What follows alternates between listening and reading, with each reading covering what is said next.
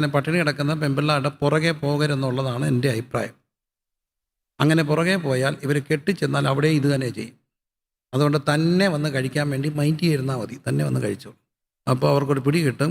പട്ടിണി കിടന്നിട്ട് കാര്യമില്ല, ആരും വിളിക്കാനില്ലെങ്കിൽ തന്നെ കഴിക്കും. ഈ അമ്മ പുറകെ അടക്കുന്നതുകൊണ്ടാണ് പിള്ളേരെ പട്ടിണി കിടക്കുന്ന ഓർത്തോളം. നിങ്ങളല്ലെങ്കിൽ കാരണം ഇതുങ്ങൾ കഴിക്കാതെ എന്ന് കിടക്കുക. അമ്മ പുറകെ വടി എൻ്റെ മക്കളല്ലേടി വടി കഴിക്കടി എന്ന് പറയുമ്പോൾ എനിക്ക് വേണ്ടാന്നല്ലേ പറഞ്ഞേ, എനിക്ക് വേണ്ടെന്ന് ഞാൻ പറഞ്ഞില്ല. എൻ്റെ പുറകെ കിടക്കുന്ന നിങ്ങളുടെ അന്നേരം പറഞ്ഞ് എനിക്ക് വേണ്ട. പക്ഷേ അനാഥശാലയിലോട്ട് ചെല്ലണം. 7 മണി എന്നൊരു സമയം ഉണ്ടെങ്കിൽ ബെല്ലടിക്കുമ്പം തന്നെ പോയി കഴിക്കും.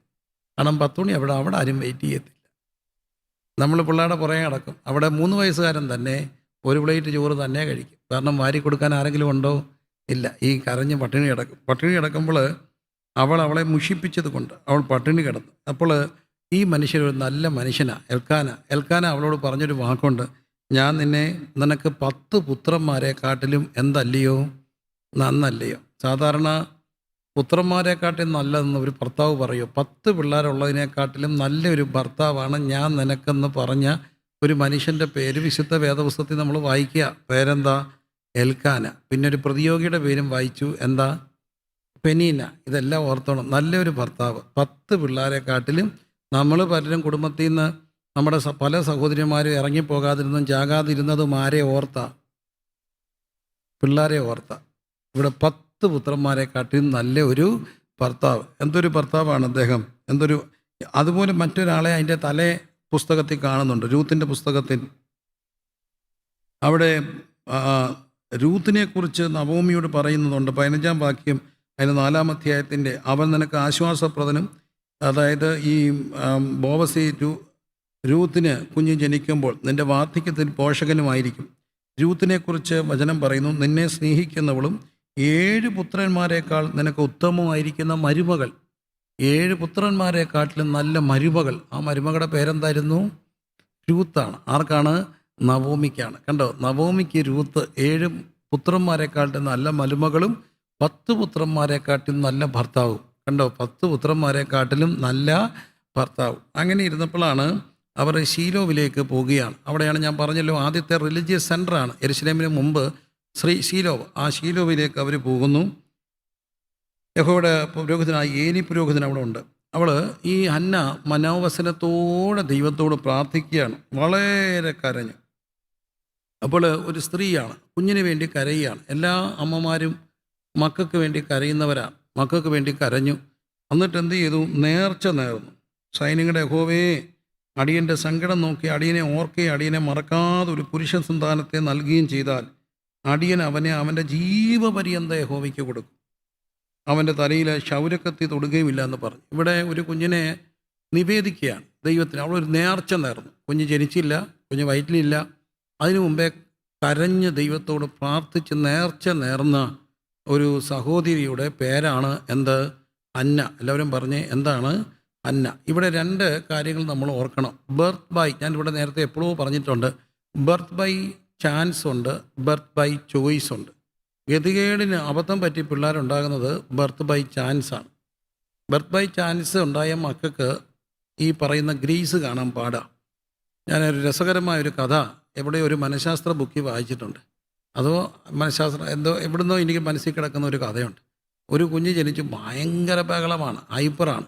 അവൻ എന്ത് ചെയ്താ വീട്ടിലങ്ങ് ബഹളമാണ്. അവന് അലമാരി തിരിച്ച് മറിച്ചിടും, ഡൈനിങ് ടേബിൾ മറിച്ചിടും, എന്ന് വേണ്ട TV തല്ലി പൊട്ടിക്കും. അവനങ്ങ് ബഹളമാണ്.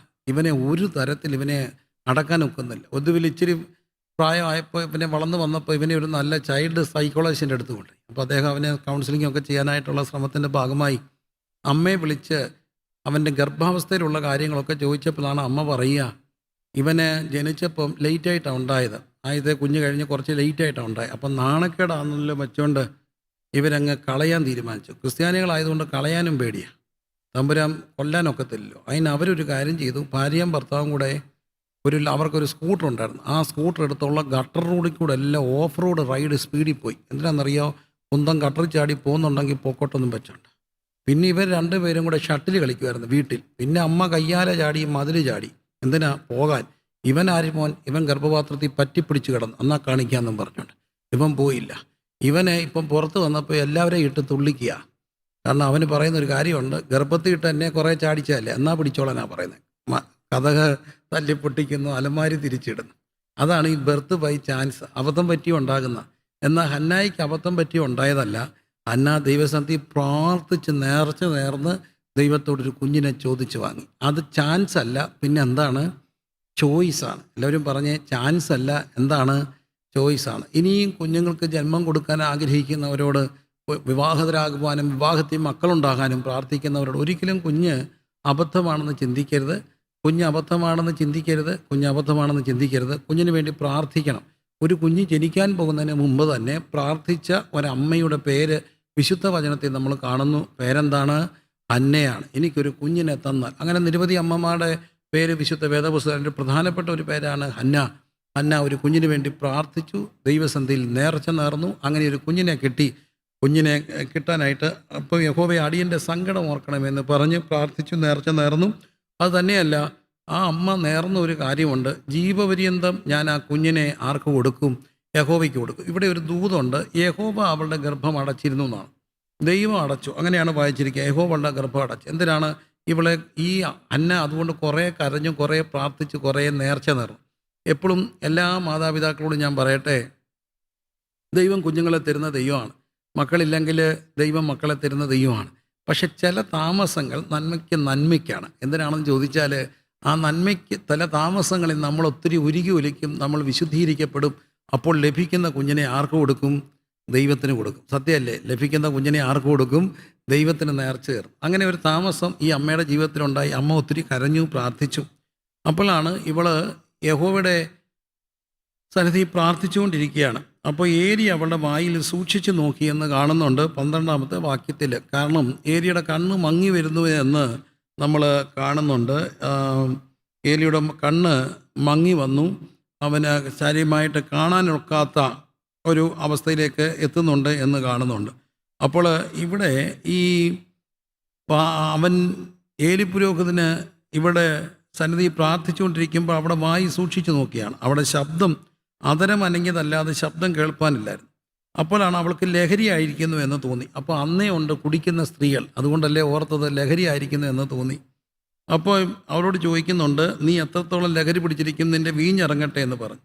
അപ്പോൾ അവൾ പറയുകയാണ്, ഞാൻ വനോവസനമുള്ള സ്ത്രീ, വീഞ്ഞോ മദ്യമോ കുടിച്ചിട്ടില്ല. യഹോവയുടെ സന്നിധിയിൽ എൻ്റെ ഹൃദയം പകരുകയാണ്. അടിയനെ ഒരു നീച സ്ത്രീയായി വിചാരിക്കരുത്. അടിയൻ്റെ സങ്കടത്തിൻ്റെയും വ്യസനത്തിൻ്റെയും ആധിക്യം കൊണ്ടാകുന്നു ആധിക്യം കൊണ്ടാകുന്നു സംസാരിച്ചത്. അവിടെ അതരം ശബ്ദമില്ലാത്ത പ്രാർത്ഥന, ഒരമ്മയുടെ പ്രാർത്ഥനയാണ് ഒരു കുഞ്ഞിന് വേണ്ടി. ബർത്ത് ബൈ ചോയ്സ്, ആരും മറക്കരുത്. Birth by choice, not birth by chance. Not birth by chance but birth by choice. ക്രൈസ്തവ മാതാപിതാക്കളെ, ബർത്ത് ബൈ ചോയ്സ്. പ്രാർത്ഥിച്ച് നേർന്ന് കർത്താവിനോട് ചോദിച്ച് കുഞ്ഞിന് വേണ്ടി അപേക്ഷിച്ചു. എന്നിട്ട് അടിയന് തൃക്കണ്ണിൽ കൃപ ലഭിക്കുമാറാട്ടെ എന്ന് പറഞ്ഞ് സ്ത്രീ തൻ്റെ വഴിക്ക് പോയി ഭക്ഷണം കഴിച്ചു. പിന്നെ അവിടെ മുഖം എന്ത് ചെയ്തില്ല? വാടിയില്ല. ഇസ്രായേലിൻ്റെ ദൈവത്തോട് നീ കഴിച്ച അപേക്ഷ അവൻ നിനക്ക് നൽകുമാറാകട്ടെ എന്ന് പറഞ്ഞു. അങ്ങനെ ഒരാണ്ട് കഴിഞ്ഞിട്ട് 20-ാം വാക്യം, അന്ന ഗർഭം ധരിച്ചൊരു മകനെ പ്രസവിച്ചു. ഞാൻ അവനെ യഹോവയോട് അപേക്ഷിച്ച് വാങ്ങി എന്ന് പറഞ്ഞ് അവന് ശമൂവേൽ എന്ന് പേരിട്ടു. ആ വാക്കെല്ലാവരും ഒന്ന് പറഞ്ഞ്, യഹോവയോട് അപേക്ഷിച്ച് വാങ്ങി. ചോദിച്ചവളൊരു കുഞ്ഞിന് വേണ്ടി ചോദിച്ചു, കിട്ടി. എന്നാൽ അവൾ അടുത്ത പ്രാവശ്യം പോയപ്പോൾ അവൾ പോയില്ല. അവൾ പറഞ്ഞു, കുഞ്ഞിൻ്റെ മുലകുടി മാറട്ടെ എന്ന് പറഞ്ഞു. അമ്മ കുഞ്ഞിന് പാല് കൊടുക്കുകയാണ്. അതുകൊണ്ടാണ് അമ്മ എന്നുള്ളൊരു പേര് തന്നെ. ആ എന്നുള്ളൊരു വാക്ക് ആഹാരം എന്നൊരു വാക്കാണ്. മാ എന്നൊരു വാക്ക് മാതാവാണ്. അപ്പോൾ അമ്മ സമം അന്നം തരുന്നവളാണ്. എല്ലാ കുഞ്ഞിനും ആദ്യത്തെ ഓർമ്മ, അന്നം തന്നത് ആദ്യം ആരായിരിക്കും? അമ്മയായിരിക്കും. ആദ്യം അമ്മയുടെ അമ്മിഞ്ഞപ്പാല് കുടിച്ചാണ് അവൻ വളരുക. അതുകൊണ്ട് മലയാളത്തിലൊരു കവിതയുണ്ട്, പാട്ടുണ്ട്, അമ്മ തന്നെ അമ്മിഞ്ഞപ്പാലിൻ്റെ മാധുര്യം കാത്തിടണം, അമ്മയുടെ മാറ് കുടിച്ചാണ്. അതുകൊണ്ടാണ് അമ്മയുടെ മാറ് കുടിച്ചത് കൊണ്ട് ആ ആഹാരം, അന്നം ആഹരിച്ചത് മാതാവ് ആകുകയാണ്. ആ ആയുമായിട്ട് ബന്ധപ്പെട്ടാണ് നമ്മളെല്ലാം ഓർക്കുക. അന്നങ്ങളെല്ലാം തന്നെ ഭക്ഷണം തരുന്നത് അമ്മയാണ്. അമ്മയുമായിട്ടാണ് കുഞ്ഞുങ്ങൾക്ക് ഏക ബന്ധം. എന്തുകൊണ്ടാണ്? പുക്കിൾക്കുടി വഴി ബന്ധപ്പെട്ടത്. പിന്നെ മാറ് വഴി അമ്മയെ തിന്നാണ്, അമ്മയെ കുടിച്ചാണ് കുഞ്ഞ് വളരുക. അങ്ങനെ കുഞ്ഞ് വളരുകയാണ്. അപ്പോൾ അവിടെ അവൾ പറഞ്ഞു, അവൻ്റെ പാലുകുടി മാറുന്നിടം വരെ ഞാൻ അവന് പാല് കൊടുക്കാം, പിന്നെ വരാമെന്ന് പറഞ്ഞു. അതുകൊണ്ട് പിന്നെ അപ്പം എൽക്കാന പറഞ്ഞു, നിൻ്റെ ഇഷ്ടം പോലെ ആകട്ടെ എന്ന് പറഞ്ഞു. അവളൊരു നേർച്ച നേർന്നിരുന്നു, ഇനിയും പോകുമ്പോൾ കുഞ്ഞുമായിട്ട് പോകും. അങ്ങനെ ദൈവം അവിടെ പ്രാർത്ഥന കേൾക്കുകയും അവൾ പാല് കുടിച്ച് മുലകുടി മാറും വരെ മകന് പാല് കൊടുക്കുകയും ചെയ്യുന്നുണ്ട്. അപ്പോൾ അത് വളരെ ഗൗരവമായിട്ടൊരു കാര്യമാണ്. ഇന്ന് പ്രസവിക്കാനും പേടിയുള്ളവരും പാല് കൊടുക്കാൻ പേടിയുള്ളവരുമുണ്ട്. എപ്പോഴും എല്ലാവരും ഓർത്തോണം, പാല് കുടിച്ച് വേണം പിള്ളേർ വളരാൻ. ചില ഈ ഈ നാച്ചുറോപ്പതിക്കാരൊക്കെ പാല് പോലും കൊടുക്കാത്ത നാച്ചുറോപ്പതിക്കാരുണ്ട്, പ്രകൃതി ചികിത്സകരുണ്ട്. അവർ പറയുന്ന പശുവിൻ്റെ പാല് ആർക്ക് കുടിക്കാനുള്ളതാ? പശുവിൻ്റെ കിടാവിന് കുടിക്കാനുള്ളതാ. ആട്ടിൻപാൽ ആട്ടിൻ്റെ കുട്ടിക്ക് കുടിക്കാനുള്ളതാ. പിന്നെ മനുഷ്യൻ ആരുടെ പാല് കുടിക്കണം? അമ്മയുടെ പാല് കുടിക്കണം. അമ്മയുടെ പാല് കുടിച്ച് വേണം പിള്ളേർ വളരാൻ. ഒരു കാര്യം സത്യമായ കാര്യമാണ്, എനിക്കും മക്കളുള്ളവരാണ്. പാല് കുടിച്ച മക്കളുടെ ചെറുപ്പത്തിൽ ആശുപത്രിവാസം കുറവായിരിക്കും. പാല് കുടിയുണ്ടോ, കുറച്ച് നേരെ നാൾ പാല് കൊടുത്തു, ആശുപത്രി ബില്ല് കുറയ്ക്കാം, വെറുതെ പൈസ കൊണ്ട് ആശുപത്രി കഴിയണ്ട. പക്ഷെ നേരത്തെ പാല് കുടി നിർത്തി പിന്നെ കണ്ടതെല്ലാം കലക്കി കൊടുത്താൽ കൂടുതൽ വട്ടം ആശുപത്രി കിടക്കേണ്ടി വരും. ബാലാരിഷ്ടതകൾ കുറയാൻ അമ്മയുടെ പാലിന് ഭയങ്കര ശക്തിയാണ്. അപ്പോൾ ഇവിടെ അങ്ങനെ അമ്മയുടെ പാലുകുടി, അമ്മ പാല് കൊടുത്തിട്ട് അത് നിന്ന ശേഷമാണ് കുഞ്ഞുമായിട്ട് അവൻ ശീലോഹിലേക്ക് ഇവർ വരുന്നുണ്ട്. അങ്ങനെ അതുവരെ അവനെ യഹോവയുടെ ആലയത്തിലേക്ക് കൊണ്ടുചെന്നു. ബാലനോ ചെറുപ്പമായിരുന്നു. എന്നിട്ട് ബാലിന് വേണ്ടി കാളയെ അറുത്തിട്ട് ഏലിയുടെ അടുക്കൽ കൊണ്ടുവരികയാണ്. ദൈവമേ പറയുന്നു, യജമാനാണ് യഹോവയോട് പ്രാർത്ഥിച്ചുകൊണ്ട് ഇവിടെ സമീപത്ത് നിന്നിരുന്ന സ്ത്രീ ഞാനാകുന്നു.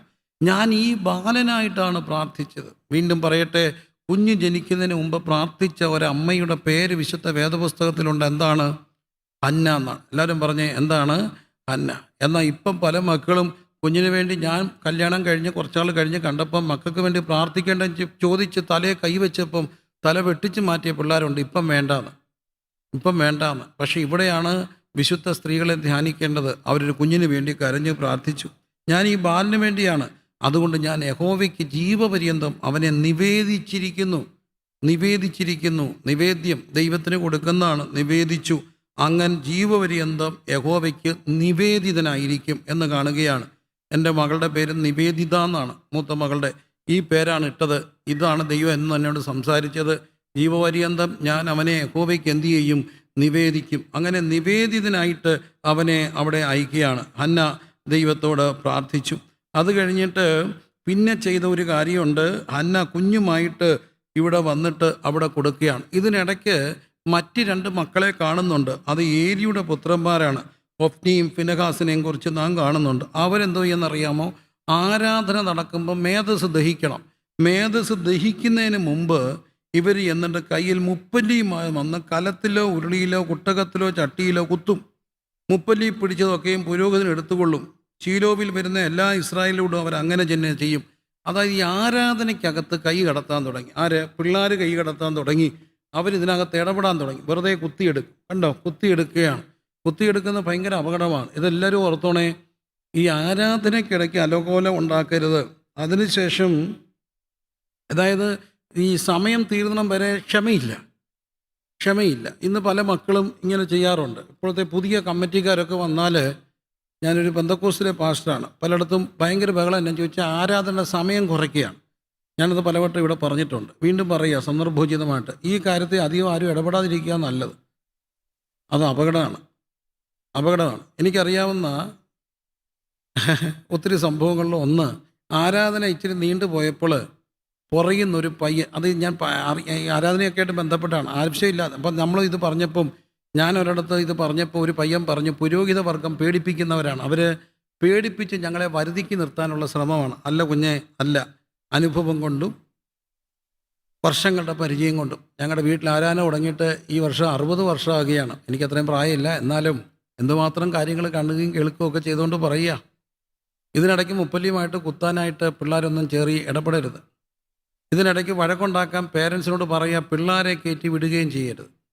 എന്തെങ്കിലും വിഷയം ഉണ്ടെങ്കിൽ പിള്ളേരുമായിട്ട് വഴക്കുണ്ടാക്കിക്കരുത്. അത് അവർക്ക് അപകടമാണ്. ഇവരിടയ്ക്ക് മുപ്പല്ലി കൊണ്ട് എന്ത് ചെയ്തു?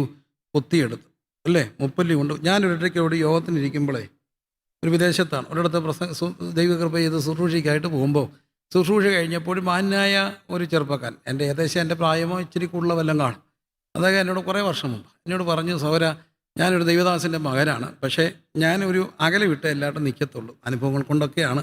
എന്നാലും ദൈവദാസൻ്റെ സംസാരവും ഒക്കെ എനിക്കൊരു ഇഷ്ടം തോന്നി. നമുക്കൊരു റൈഡ് പോകാമെന്ന് പറഞ്ഞു. അങ്ങനെ അദ്ദേഹം എന്നെ കാറേ കയറ്റി വളരെ ദൂരം യാത്ര ചെയ്ത് വെറുതെ വർത്താനം പറയാം.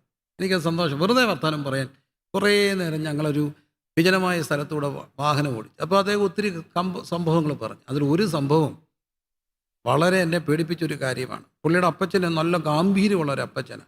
അപ്പച്ചൻ പ്രസംഗിച്ചുകൊണ്ടിരുന്നപ്പോൾ ഇച്ചിരി സമയം പോകാണ്ട് ചെയ്തപ്പം പുറകിൽ നിന്നൊരു കൊച്ചനെഴുന്നേറ്റ് പറഞ്ഞു, നിർത്തണമെന്ന് ഏണ്ട് പറഞ്ഞു. അപ്പോൾ അച്ചായൻ പറഞ്ഞു, മോൻ എന്തെങ്കിലും പറയാനുണ്ടെങ്കിൽ ആരാധന കഴിഞ്ഞിട്ട് പറയാമെന്ന് പറഞ്ഞു. അപ്പോൾ ഇവൻ പറഞ്ഞു, ആരാധന കഴിഞ്ഞിട്ടൊന്നും പറയാം. എന്നിട്ട് ഈ അപ്പച്ചൻ ഇച്ചിരി ശബ്ദഗാംഭീര്യമുള്ള, സഹോദരനോട് ഞാൻ പറയുന്നു അവിടെ ഇരിക്കൂ, ഇപ്പം ഇരിക്കേ, പിന്നെ പറയാമെന്ന് പറഞ്ഞു. അപ്പോൾ ഇവൻ പറഞ്ഞു, അത്രയ്ക്കായോ? ഇവൻ ഓടിപ്പോയിട്ട് ഫീസ് ഊരി പോക്കറ്റ് ഇട്ടുകൊണ്ട് സ്കൂട്ടർ എടുത്ത് ഒറ്റ പോക്ക് ചെന്നിറങ്ങിയ വഴിയെ വണ്ടി വന്ന് ഇടിച്ചങ്ങ് കയറി അരയ്ക്ക് താപ്പോട്ട് തളർന്നു പോയി. കാരണം ഈ ആരാധനയ്ക്കിടയ്ക്ക് മുപ്പല്ലി കുത്താൻ പോയതാണ്. മോനെ ഫീസൂരല്ലേ, ഫീസ് പോവും. തമാശയ്ക്ക് പോലും ഫീസൂരല്ലേ, ഇടപെടരുത് ആവശ്യമില്ലാത്ത. ഞാൻ ഒരു കാര്യം പറയാം, അത് ഞാൻ പറഞ്ഞിട്ടുണ്ട്, പേര് പറയുകയാണ്, ക്ഷമിക്കുക ആർക്കെങ്കിലും ബുദ്ധിമുട്ട് തോന്നിയിട്ടുണ്ട്. ഒരു വട്ടം അത് ഈ പിള്ളേരിനകത്ത് ഇടപെടരുത്, അതാണ് ഞാൻ പറയുന്നത്. പിള്ളേരെ ഓർത്ത് ഇതിനകത്ത് ഇടപെടിക്കരുത്. ഒരു വട്ടം നമ്മൾ ഏത് പ്രസ്ഥാനത്തിൽ നിന്നാലും ആ പ്രസ്ഥാനത്തിൽ നമുക്കൊരു ഉണ്ടാവുമോ? ഇപ്പം നമ്മൾ ഏറ്റവും കൂടുതൽ മുറിഞ്ഞിട്ടുള്ളത് എവിടുന്നാണ്? നമ്മളെ ഏറ്റവും കൂടുതൽ കരഞ്ഞിട്ടുള്ളത്, കരയിപ്പിച്ചത്, കൊച്ചുങ്ങളെ ഏറ്റവും കൂടുതൽ കരഞ്ഞത് സ്കൂളിലാണോ വീട്ടിലാണോ? വീട്ടിലാണ്. ഏറ്റവും കൂടുതൽ കരയിപ്പിച്ചതും ആരാ? വീട്ടുകാരാ. അപ്പോൾ നമ്മൾ എവിടെ നിൽക്കുന്നു അവിടെ നമുക്കൊരു മുറിവൊക്കെ ഉണ്ടാകും. അതിനകത്ത് പ്രത്യേകിച്ച് വിഷയമൊന്നുമില്ല, ഉണ്ടാകുന്ന. അപ്പോൾ ഈ എളിവനായ ദാസനെ ഞാൻ എൻ്റെ ഒരു അനുഭവം പറയുകയാണ്. അത് എല്ലാ ബഹുമാനത്തോടാണ് പറയും. ഞാൻ നിൽക്കുന്ന പ്രസ്ഥാനത്തിൽ നിന്ന് എനിക്കൊരു ദിവസം സ്റ്റേജ് വെച്ചൊരു വല്ലാത്ത മുറിവുണ്ടായി. അത് എന്നെ സംബന്ധിച്ച് എനിക്ക് ഭയങ്കര മുറിവായിരുന്നു. എനിക്ക് അന്ന് പ്രായം കുറവാണ്. ഞാൻ വല്ലാതെ മുറിഞ്ഞു. ഞങ്ങളുടെ പ്രസിഡൻ്റായിരുന്ന തമ്പിയപ്പച്ചനാണ് എന്നോടൊരു, അതെനിക്ക് മുറിവായി. എനിക്ക് സത്യത്തിൽ വ്യക്തിപരമായി പുള്ളിയുടെ ദേഷ്യത്തിലോ തിടുക്കത്തിലോ ചെയ്തത് എനിക്ക് വല്ലാത്ത മുറിവായി. അപ്പം ഞാൻ ആ മുറിവുമായിട്ട് അങ്ങ് ഇറങ്ങിപ്പോയി കഴിഞ്ഞപ്പോൾ എന്നെ അവിടുന്ന് വിളിച്ചു. അപ്പം ഞാൻ പറഞ്ഞു, സൗരന്മാരൊക്കെ വിളിച്ചപ്പോൾ ഞാൻ പറഞ്ഞു, ഇപ്പം എന്നോട് ആരും സംസാരിക്കാതെ. ഞാനങ്ങ് നേരെ പോയി കോട്ടയത്ത് 4 മണിക്കാറ്റിൽ പോയി കുറേ നേരം കിടന്നു. ഞാനൊന്ന് ഫ്രീ ആയപ്പോൾ ഞാൻ തിരിച്ചു വന്നു. അന്ന് കൺവെൻഷൻ നടക്കുകയാണ്. കൺവെൻഷൻ എല്ലാം കഴിഞ്ഞ് ഞങ്ങളാണ് ഫുഡിൻ്റെ ചുമതല, അതും കഴിഞ്ഞ് തിരിച്ച് വീട്ടിൽ വന്നു. അപ്പോൾ വൈകുന്നേരം ആയപ്പോൾ എന്നെ വിളിച്ചു. അപ്പച്ചൻ അന്നേരം ആ ദേഷ്യത്തിൽ എന്തെങ്കിലും ഒന്ന് പറഞ്ഞാൽ അതെനിക്ക് മുറിവായിട്ടുണ്ട്. അപ്പച്ചൻ വിളിച്ചപ്പോൾ ഞാൻ എടുത്തില്ല. ശ്രദ്ധിച്ച് കേൾക്കണം, ഞാൻ എടുത്തില്ല. അപ്പോൾ എടുക്കാതിരുന്നപ്പോൾ എൻ്റെ അപ്പായെ വിളിച്ചിട്ട് തമ്പിയപ്പച്ചൻ ചോദിച്ചു എന്തുകൊണ്ടെന്നൊക്കെ അവരൊരു പ്രായക്കാരാണ്. ഞാൻ എന്തുകൊണ്ടെന്നൊക്കെ ചോദിച്ച് വർത്തമാനമൊക്കെ പറഞ്ഞിട്ട് അപ്പച്ചൻ ചോദിച്ചു, പ്രിൻസ് എന്തെയും ചോദിച്ചു. അപ്പോൾ അപ്പ പറഞ്ഞു, അവൻ പുറത്തെങ്ങാനും കാണും. ഞാൻ അവനെ വിളിച്ചിട്ട് അവൻ എടുക്കുന്നില്ലോ എന്ന് പറഞ്ഞു. ഞാൻ ചോദിക്കാം തമ്പിച്ചായെന്ന് പറഞ്ഞു. പപ്പ ഫോൺ വെച്ചു. എന്നിട്ട് എന്നെ വിളിച്ചിട്ട് ചോദിച്ചു, എന്നേ ഈ അപ്പന്മാരുടെ ഗാംഭീര്യം എന്നൊക്കെ പറയുന്നത് ഇപ്പോഴത്തെ ഈ എന്നെപ്പോലുള്ള കുഞ്ഞാ പിള്ളേരുടെ മുമ്പിൽ പേടിച്ചിരിക്കുന്ന അപ്പനൊന്നും അല്ല അപ്പൻ. അതാണ് അപ്പൻ എന്ന് പറഞ്ഞാൽ അതാണ്. ഇപ്പം നമ്മൾ പിള്ളേരെ പേടിച്ചാണ് ജീവിക്കുന്നത്. നമ്മളത് ചാടും. ഈ ചാടുന്ന പിള്ളേർക്കൊക്കെ അന്നത്തെ കാരണന്മാരെ കാണണം. എന്നൊക്കെ ചോദിക്കുമ്പോഴത്തേന് നമ്മുടെ വിറച്ചല്ലേ പോയി. ഞാനിങ്ങനെ അവിടെ പോയി, എന്നെ അപ്പച്ചൻ വിളിച്ചു, നീ എടുത്തോ? ഇല്ല. അതെന്നാ? എനിക്ക് ഇന്നലെ അവിടെ വെച്ചൊരു വിഷമം ഉണ്ടായി, അങ്ങനെ ഞാനിപ്പോൾ എടുക്കുന്നില്ലയോ? നീ എടുത്തില്ലയോ? ഇല്ല. ഉയ്യോ, എൻ്റെ പൊന്നു പ്രിയരെ ഒറ്റയാട്ടായിരുന്നു. ഇറങ്ങടാ എൻ്റെ വീട്ടിൽ നിന്ന് പറഞ്ഞു. മക്കളെ, അന്ന് ഞാൻ 3 പിള്ളേരുടെ പച്ച മലയാളത്തിൽ പറഞ്ഞ തന്തയാണ്. ഒന്നും രണ്ടും അല്ല, അന്ന് എനിക്ക് 3 പിള്ളേരുണ്ട്. ഇറങ്ങടാന്ന് പറഞ്ഞു.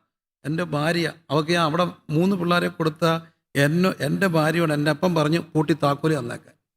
നിങ്ങൾ നോർത്ത് നോക്കിയേ, എന്നെ ഇറക്കി വിട്ടിട്ട് എൻ്റെ ഭാര്യ വിറച്ച് മുട്ടിടിച്ച് പോയി പൂട്ടി താക്കോല് കൊടുത്തു, ഭർത്താവിനെ പുറത്താക്കിയിട്ട്. എന്നിട്ട് എന്നോട് പറഞ്ഞു, വിളിച്ചിട്ട് കയറിയാൽ മതി.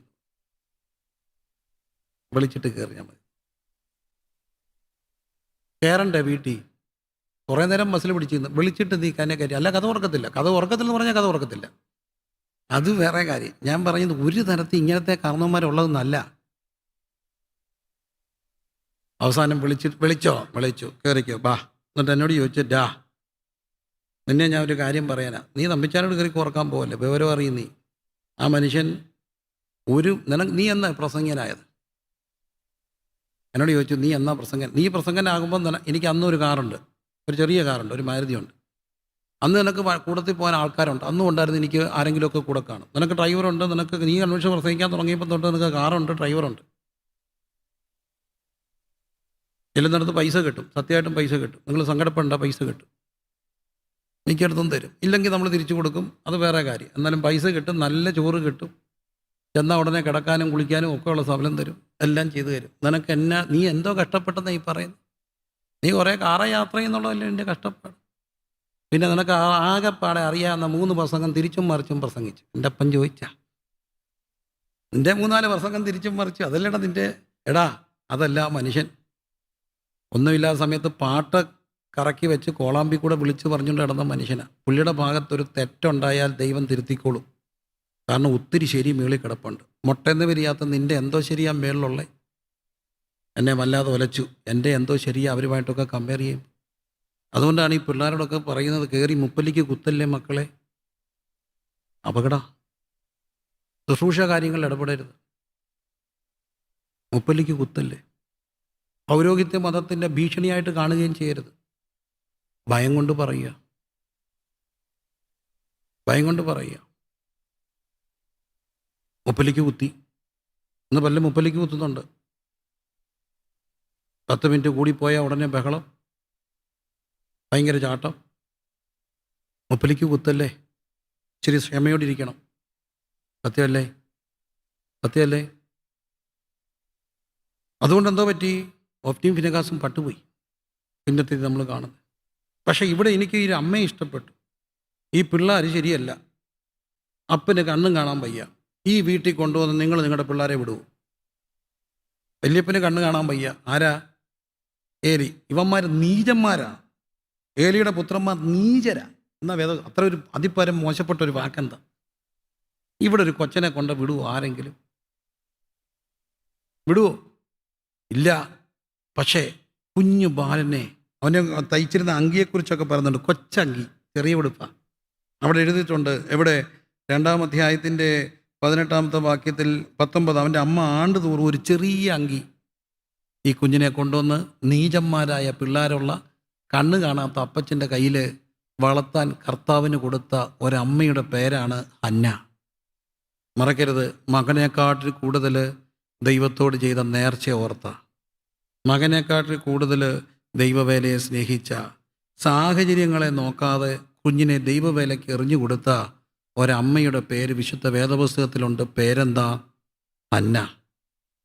ഞാൻ ഓർക്കുകയാണ്, എല്ലാ അമ്മമാർക്കായിട്ടും സ്തോത്രം.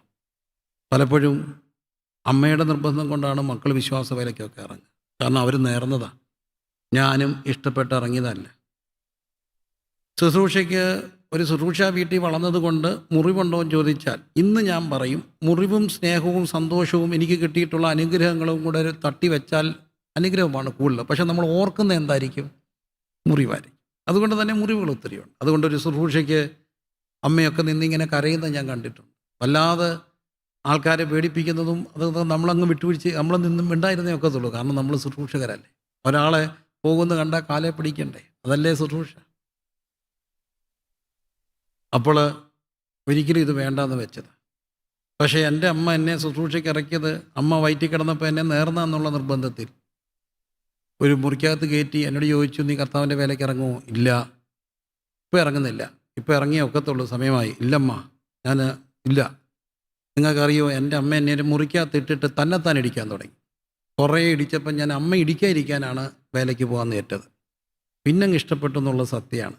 ലോകത്ത് ഏതെങ്കിലും ഒരു അമ്മ തന്നെത്താൻ ഇടിച്ചൊരു മോനെ കർത്താവിൻ്റെ വേലയ്ക്ക് ഇറക്കിയിട്ടുണ്ടെങ്കിൽ അത് എൻ്റെ അമ്മ ആയിരിക്കും.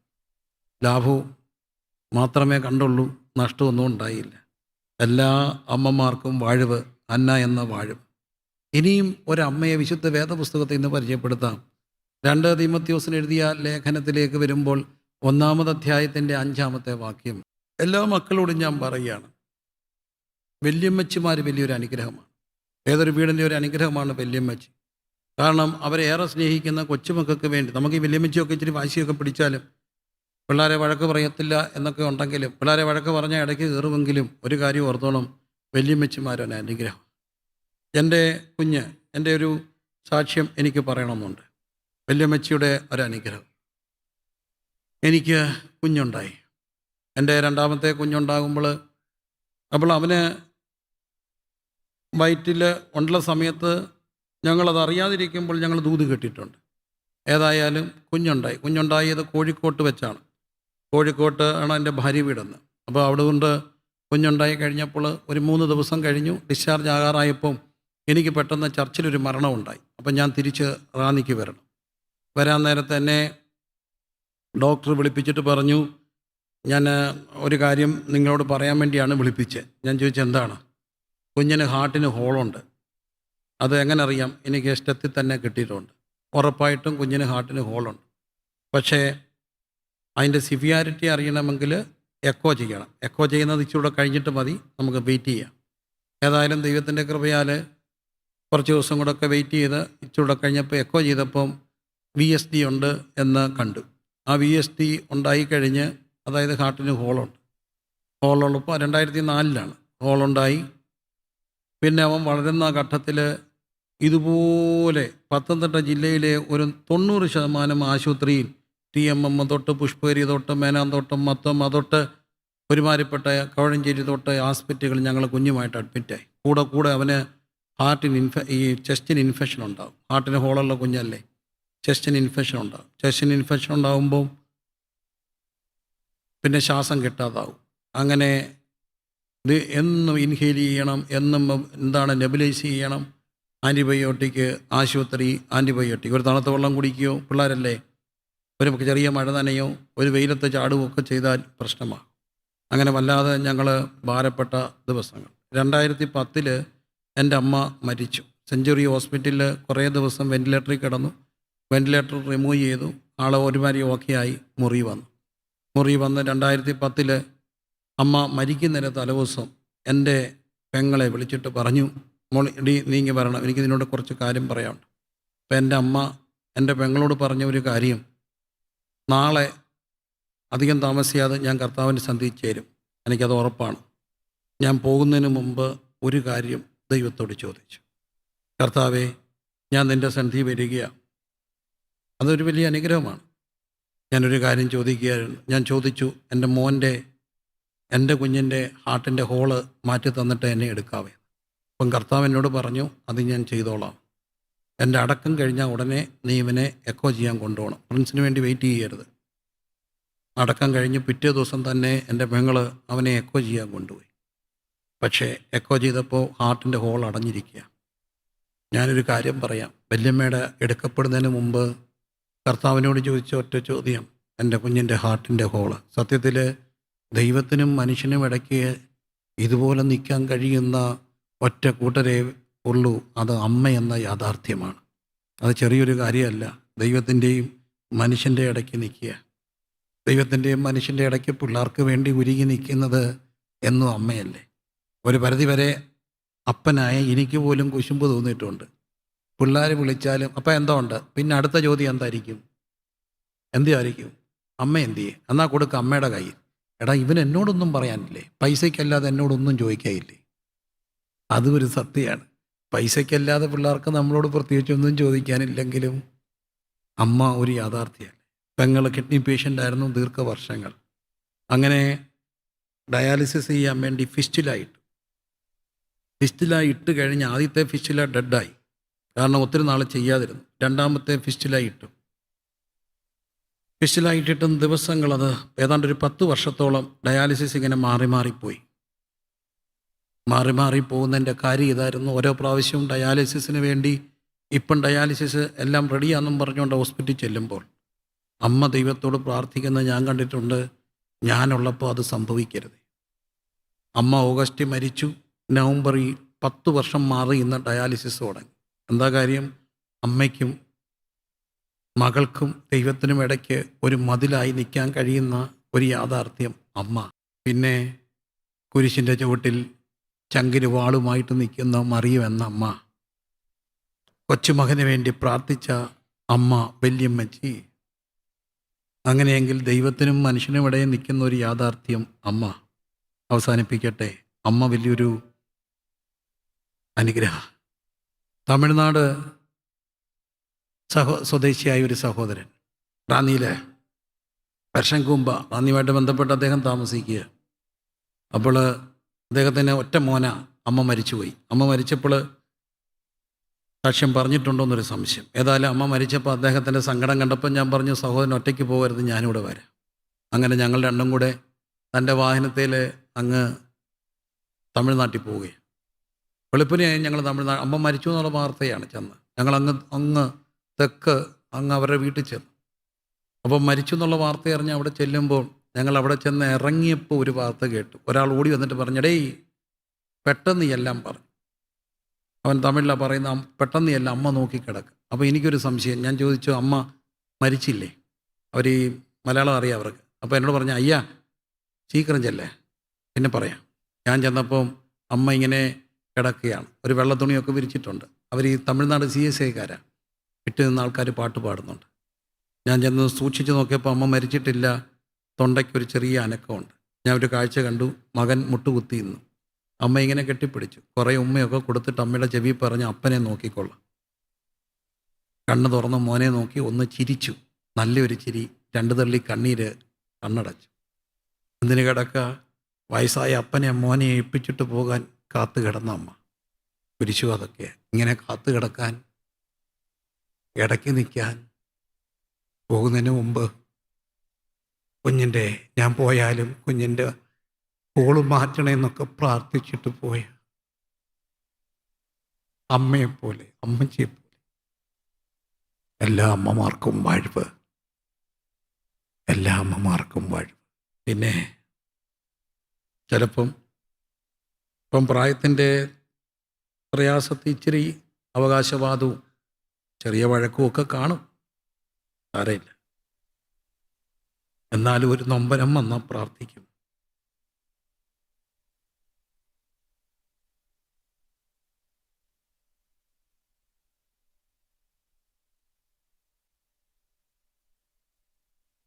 പിതാവേ, മക്കൾക്കും ദൈവത്തിനും ഇടയിൽ എന്നെ എടുത്താലും വേണ്ടില്ല, എൻ്റെ കൊച്ചിനെ രക്ഷിക്കണമെന്ന് പറഞ്ഞ് നിൽക്കുന്നു.